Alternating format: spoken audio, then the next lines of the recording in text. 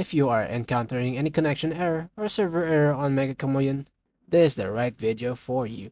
Let's get straight to it. So the first thing what we need to do here is to close the game and look if there is no update. Most likely if you are encountering this problem, let's say you have a friend who already updated the game and you are basically haven't updated yours.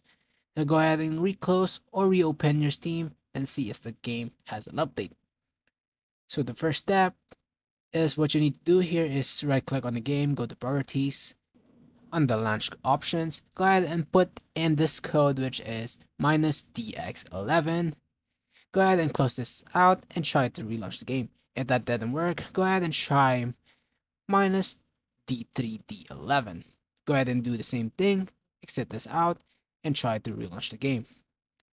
So let's just say if that didn't work, two of those commands didn't work, what you need to do is make sure that the cloud save on Steam is turned on right here. Go ahead and enable that if it isn't enabled. Go ahead and try to launch the game. If that doesn't work, go ahead and go to settings and turn on your Windows Defender firewall. So go to your Windows and type in Windows Defender, and over here click on allow an app to Defender firewall. Go ahead and click on change settings and look for MECCHA CHAMELEON.